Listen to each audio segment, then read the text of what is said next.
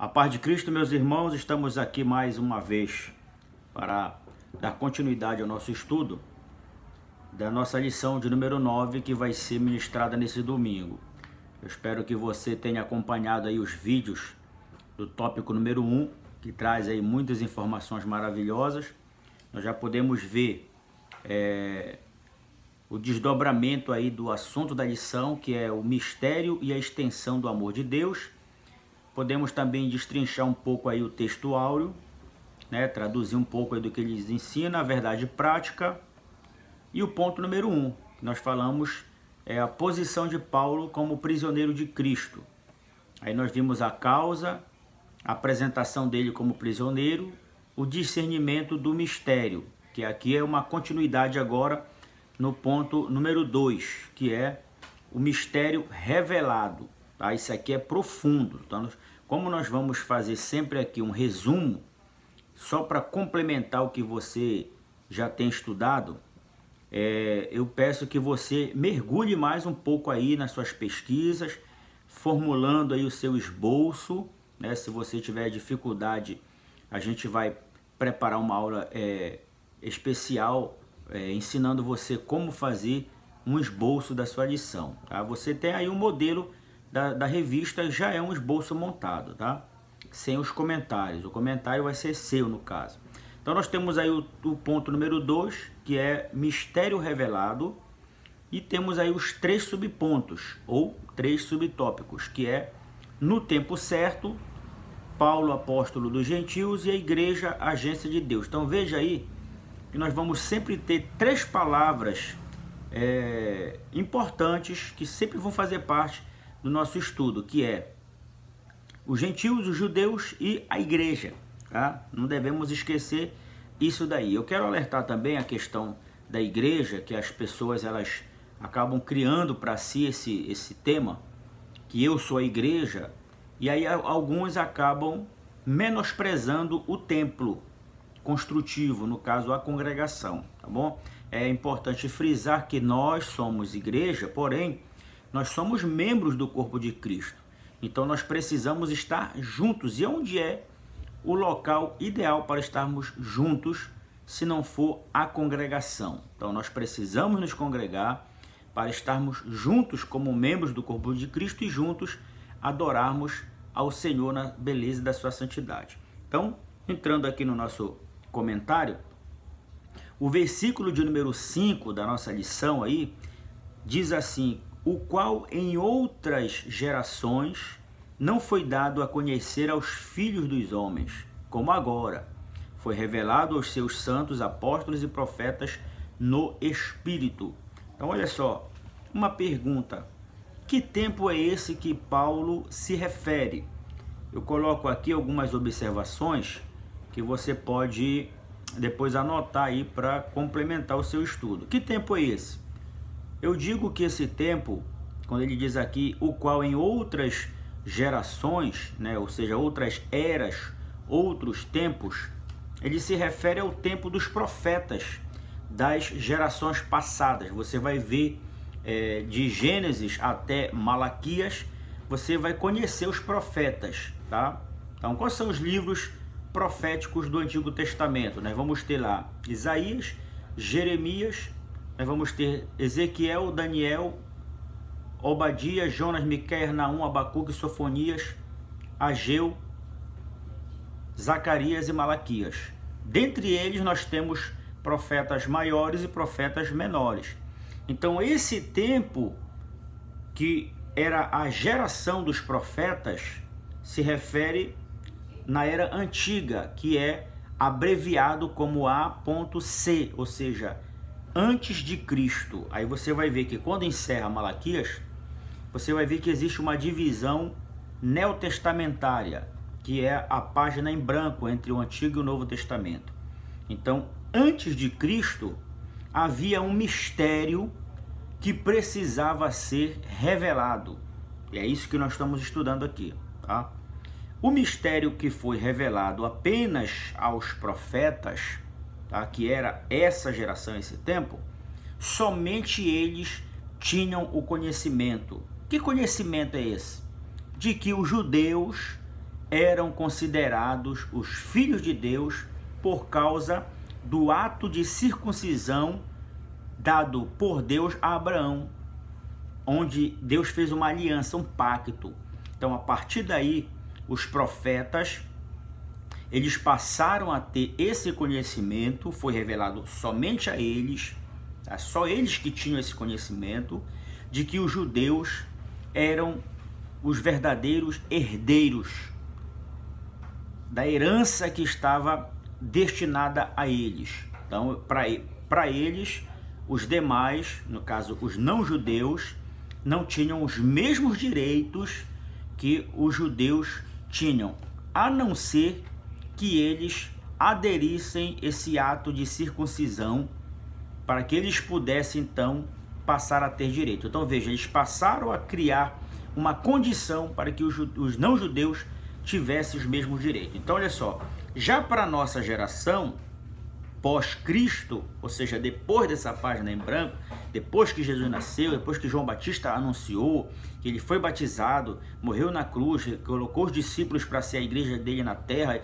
depois veio os apóstolos, aí esse mistério, ele passou então a ser revelado a nós, através da pregação do evangelho. E a palavra evangelho quer dizer boas novas. Olha, então veja só a diferença do Antigo Testamento já para o Novo Testamento. Então, no Antigo Testamento, esse mistério era apenas do conhecimento dos profetas. Ele não era revelado aos homens, como diz o texto de Paulo, que diz aqui que qual em outras gerações não foi dado a conhecer aos filhos dos homens como agora.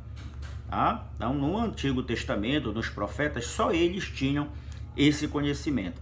Desta feita, esse mistério passa a ser revelado a todos os homens, já não mais só aos judeus, tá bom? Então é importante a gente entender aí a extensão, que é o assunto da nossa lição, né? O mistério e a extensão do amor de Deus. Então veja aí o salto que deu dos profetas aos apóstolos e chegou até nós. Então a extensão do amor de Deus nos alcançou, tá bom? Então esse era o tempo que o texto aí de Efésios, Paulo está falando. Então aí anote aí uma observação. Os profetas, eles sabiam que os gentios poderiam ser recebidos na comunidade judaica. Eles sabiam. Mas eles tinham a ciência de que os gentios tinham que circuncidar. Senão eles não teriam o direito de fazer parte da comunidade judaica. Então eles tinham que ser mantidos. Você vai se lembrar quando você estudou o livro de Josué, que quando os muros de Jericó caíram, algumas pessoas, tanto do Egito como também de Jericó, passaram a seguir no arraial dos judeus, dos hebreus.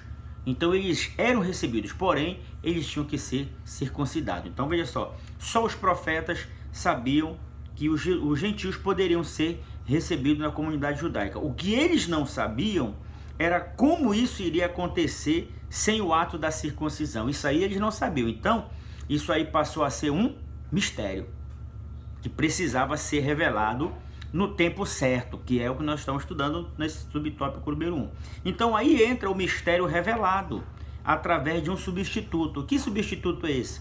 Cristo. Você vai se lembrar que quando Abraão foi sacrificar Isaac, o que foi que Deus fez? Providenciou um cordeiro para substituir Isaac, não foi verdade? Então você vai ver que lá no Novo Testamento, quando Jesus vai ser batizado por João Batista diz que ele é o Cordeiro de Deus que tira o pecado do mundo. Então ele é o substituto, então ele morreu por nós, então nós não precisamos mais fazer nenhum tipo de ação para ser salvo, porque ele já fez por nós. Por isso, o véu do templo se rasgou para que nós também pudéssemos ter acesso, tanto como os judeus têm acesso, e agora nós também passamos a ter acesso pela graça e pela fé. Tá? Então aí que entrou o mistério revelado. Então agora todos podem ser recebidos como filhos de Deus, conforme João capítulo 1 e o versículo 11, que diz que todos quantos receberam, deu-lhes o direito de serem feitos filhos de Deus, a saber, aos que crerem no seu nome. Então, agora que nós fomos recebidos, nós passamos a ser filhos, e se somos filhos, somos herdeiros também das bênçãos de Abraão, pela fé, ou seja, não precisamos passar pelo ato de circuncisão para termos direito o que os judeus também têm direito. Então agora nós somos igreja de Deus, podemos estar junto com os judeus, podemos estar junto com outras pessoas de todas as nações, porque a extensão do amor de Deus alcançou a todos os homens através do mistério revelado, que foi revelado aonde? Através da pregação do Evangelho. Amém? Então o ponto número 1 aí já está zerado, né? Para que a gente possa entender a questão desse subtópico. Aí vem o subtópico número 2, que nós vamos estudar ainda, aqui eu quero fazer uma complementação, é que o que era o mistério no passado e que agora é um segredo. Então olha só uma diferença entre o mistério e o segredo. O primeiro é que o mistério, ele pode ser ocultado. Olha, isso aqui é um mistério, ele só vai poder ser revelado. Então ele vai ser ocultado, ele vai ser escondido. Então esse mistério aí, ele ficou oculto por muitos anos e já no tempo certo, na plenitude dos tempos, ele veio ser revelado. E já o segredo, ele pode ser compartilhado ou, neste caso, revelado. Então veja só, que o mistério do passado ficou oculto por muitos anos e já depois de ser revelado, ele passou a ser um segredo. E o segredo ele tem que ser compartilhado, ele tem que ser revelado para que as pessoas possam receber o que é de direito. Então aí é uma observação. O tempo certo dito por Paulo era o tempo da plenitude, ou seja, o tempo em que Cristo veio e morreu na cruz para salvar a humanidade. Por que que a morte de Cristo foi a plenitude dos tempos? É porque esse era o projeto de Deus. Então você vai ver que lá na cruz, Jesus disse o que para Deus? Pai, está consumado. Olha só, é a plenitude. O que é estar pleno? É estar cheio, é estar abastecido, né? É estar no topo, no limite. Então se cumpriu tudo que tinha que se cumprir, ele viveu tudo que tinha que viver para que nós pudéssemos ser alcançados pela salvação. Então, muito bom isso aí. E aí o subtópico 2, Paulo é o apóstolo dos gentios. Essa palavra, esse nome, esse título, apóstolo, ele quer dizer missionário. O missionário, no caso, ele é enviado. Então, por isso que Paulo, ele se considera um apóstolo dos gentios, porque ele foi enviado por Deus para pregar aos gentios. Ele não estava lá porque ele queria, até porque você sabe que no passado ele matava os cristãos, ele matava os gentios, mas agora ele foi enviado por Deus para pregar a salvação aos gentios. Então ele mesmo se considerava. E olha o que ele diz no versículo de número 8. A mim, o menor de todos os santos, me foi dado esta graça de pregar aos gentios, o evangelho das insondáveis riquezas de Cristo. Ou seja, aquilo que o olho nu do homem não pode ver, aquilo que o potencial humano não pode também ver, mas através da graça ele pôde então se tornar o pregador dos gentios do evangelho das insondáveis riquezas. E olha só, ele fala aqui nesse tópico a respeito do mistério comissionado. O que é? É o seu chamamento, é o seu chamado ministerial, e ele reconhece e não abre mão, ele é um defensor desse seu chamado. Então olha só alguns pontos que eu coloquei aqui para somar com o seu estudo. Primeiro, depois de Paulo revelar o mistério da graça alcançado pelos gentios, Paulo fala da sua vocação. Está aí o texto: a mim, o menor de todos os santos, me foi dado esta graça de pregar aos gentios o evangelho das insondáveis riquezas de Cristo. Então ele fala da sua vocação, tá? Ele vai sempre dizer isso nas suas cartas, para que as pessoas possam considerar ele, e eles consideravam e respeitavam Paulo porque tinham a certeza do seu chamado. Assim como você, que tem um chamamento ministerial de ministrar uma aula, de lecionar ou até mesmo de pregar ou liderar algum grupo na sua congregação, você precisa valorizar esse seu ministério e fazer com que as pessoas reconheçam o seu chamado.